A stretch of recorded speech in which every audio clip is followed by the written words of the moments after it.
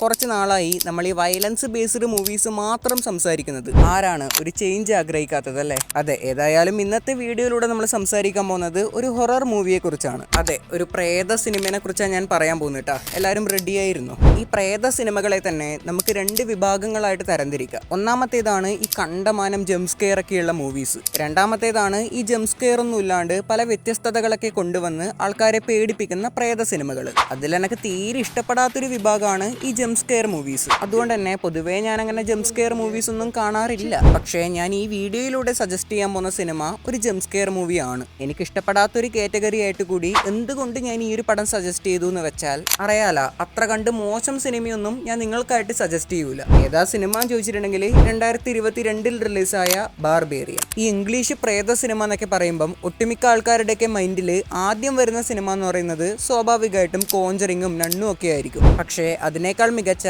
ഒരുപാട് horror movies നമ്മുടെ ഹോളിവുഡിലുണ്ട്. അത്തരത്തിലൊരു സിനിമയെ കുറിച്ചാണ് ഞാൻ ഇന്നത്തെ വീഡിയോയിലൂടെ സംസാരിക്കാൻ പോകുന്നത്. അത്യാവശ്യം ജംസ്കെയർ ഒക്കെ ഉണ്ടെങ്കിലും ഈ ഒരു പടം ഞാൻ നിങ്ങൾക്ക് സജസ്റ്റ് ചെയ്യാനുള്ള പ്രധാന കാരണം അതിന്റെ സ്റ്റോറി തന്നെയാണ്. നമ്മൾ അങ്ങനെയൊന്നും കണ്ടിരിക്കാൻ സാധ്യതയില്ലാത്ത ഒരു കിടിലൻ കോൺസെപ്റ്റ് തന്നെ വേണം പറയാൻ. അതായത് മറ്റ് ടിപ്പിക്കൽ ഹൊറർ മൂവീസുമായിട്ട് കമ്പയർ ചെയ്യുമ്പം ഇത് കുറച്ച് വെറൈറ്റി ആണ്. ഹൊറർ മൂവീസ് ഒക്കെ ഇഷ്ടപ്പെടുന്ന ഒരു വ്യക്തിയെ 100% ഈ ഒരു പടം സാറ്റിസ്ഫൈ ചെയ്യുമെന്നുള്ളത് ഷുവർ ആയിട്ടുള്ള ഒരു കാര്യമാണ്. ചിലപ്പം ഈ വീഡിയോ കാണുന്ന മിക്ക ആൾക്കാരും ഈ പടം കണ്ടിട്ടുണ്ടാവും. കണ്ടവരാണെങ്കിൽ അവരുടെ എക്സ്പീരിയൻസ് കമന്റ് ബോക്സിൽ ഷെയർ ചെയ്യുക. കാണാത്തവരോടാണ് ഞാൻ കാര്യങ്ങൾ പറയുന്നത്. ഏതായാലും ഞാൻ ഓവറായിട്ട് പറഞ്ഞ് ലേഖടിപ്പിക്കുന്നില്ല. ഈ സിനിമയുടെ ഒരു ബേസിക് സ്റ്റോറിയിലേക്ക് കടക്കാം. ഈ റെന്റിന് വീടൊക്കെ എടുക്കൂലേ, അതേപോലെ ഒരു വീട്ടിലേക്ക് വന്നതാണ് നമ്മുടെ കഥാനായിക. പക്ഷേ അവിടെ അപ്രതീക്ഷിതമായിട്ട് മറ്റൊരാളും കൂടി ഉണ്ടായിരുന്നു. സൈറ്റിന്റെ എന്തോ ഒരു ബഗ് കാരണം രണ്ടുപേർക്കും ആ ഒരു വീട് റെന്റിന് കിട്ടി. ആദ്യം അവർ അങ്ങോട്ടും ഇങ്ങോട്ടും പരസ്പരം ഡൗട്ട് അടിച്ചെങ്കിലും പിന്നെ എന്തെങ്കിലും ആവട്ടെ എന്ന് വിചാരിച്ച് അവർ അവിടെ തന്നെ സ്റ്റേ ചെയ്തു. എന്നാൽ മറ്റാരും അറിയാതെ പോയ ആ വീടിന് ഒരു മിസ്റ്ററി ഉണ്ടായിരുന്നു.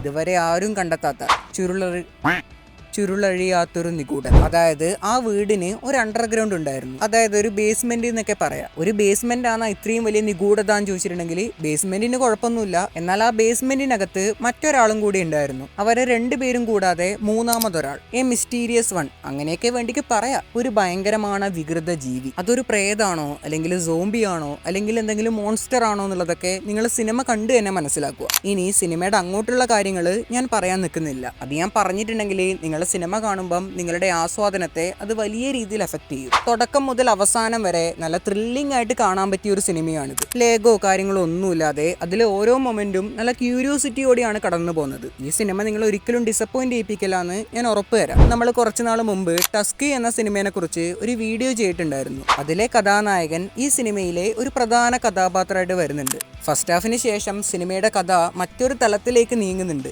അതൊക്കെ നിങ്ങൾ സിനിമ കണ്ടു തന്നെ മനസ്സിലാക്കുക. ഞാൻ ആദ്യം പറഞ്ഞ പോലെ തന്നെ ജംസ്കെയർ മൂവീസ് ഞാൻ പൊതുവേ അങ്ങനെ കാണാറില്ല. അത് പേടിയായോണ്ടൊന്നുമല്ലേ, പേടിയാ അനക്ക ചെറുതായിട്ട്.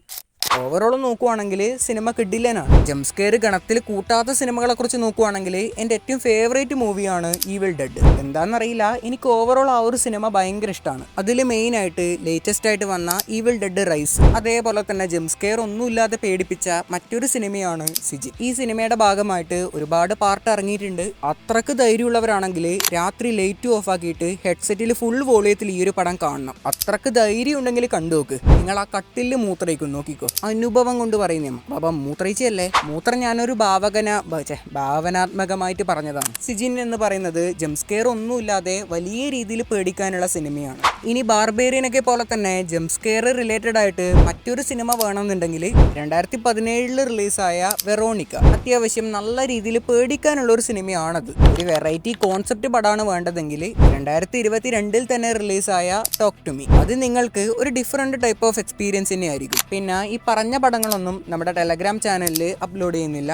അത്യാവശ്യം പുതിയ സിനിമകളൊക്കെ അയച്ചു തരുമ്പം ടെലഗ്രാമിൽ അതിൻ്റെതായിട്ടുള്ള ചില പരിമിതികളൊക്കെ ഉണ്ട്. യൂട്യൂബിലൊന്നും കിട്ടാത്ത അത്യാവശ്യം പഴക്കമുള്ളൊരു സിനിമയാണെങ്കിൽ അയച്ചു തരുന്നതുകൊണ്ട് യാതൊരു ബുദ്ധിമുട്ടും ഇല്ല. ഏതായാലും ഈ വീഡിയോ നിങ്ങൾക്ക് എത്രമാത്രം സാറ്റിസ്ഫൈയിങ് ആയിട്ടുണ്ട് എന്ന് എനിക്കറിയില്ല. ഒരു ഡീറ്റെയിൽഡ് അനാലിസിസ് വീഡിയോ ചെയ്യണമെന്നായിരുന്നു ഉണ്ടായത്. കുറച്ച് ദിവസമായിട്ട് എൻ്റെ ഉറക്കച്ചിട്ടിയെ തീരെ ശരിയില്ല. 4 ദിവസം മുമ്പ് ഞാൻ രാവിലെ 2 മണിക്കാണ് എണീക്കുന്നത്. ഒന്ന് തൃശ്ശൂർ വരെ പോകേണ്ട ഒരു ആവശ്യം ഉണ്ടായിരുന്നു. അതിൻ്റെ പിറ്റേ ദിവസം ആ യാത്രാക്ഷീണം കാരണം ഉച്ചക്ക് 1 മണിക്കാണ് എണീക്കുന്നത്. അതിൻ്റെയും പിറ്റേ പിറ്റേന്ന് എവിടെയോ പോകാനുള്ളത് കൊണ്ട് പുലർച്ചയ്ക്ക് 5 മണിക്കാണ് എണീക്കുന്നത്. ഇതെല്ലാം കഴിഞ്ഞ് വന്നാണ് എഡിറ്റ് ചെയ്യാനിരിക്കുന്നത്. എഡിറ്റ് ചെയ്തുകൊണ്ടിരിക്കുമ്പോൾ തന്നെ ഞാൻ കുറേ പ്രാവശ്യം ഉറങ്ങി. അതുകൊണ്ട് അതിൻ്റേതായിട്ടുള്ള ചില പ്രശ്നങ്ങളൊക്കെ വീഡിയോയിൽ ഉണ്ടാവും. ഇനി അടുത്ത വീഡിയോയിൽ എല്ലാം സെറ്റാക്കാൻ വേണ്ടിയിട്ട് ശ്രമിക്കാം. ഞാൻ പൊതുവേ അങ്ങനെ പറയാത്തൊരു കാര്യമാണ്. നമ്മുടെ ഇൻസ്റ്റാഗ്രാം അക്കൗണ്ട് ഫോളോ ചെയ്യാത്തവർ ആരെങ്കിലും ഉണ്ടെങ്കിൽ പറ്റുവാണെങ്കിൽ ഒന്ന് ഫോളോ ചെയ്തേക്കുക. വീഡിയോ സജഷൻസ് ഒക്കെ അതിലൂടെയും അറിയിക്കാവുന്നതാണ്.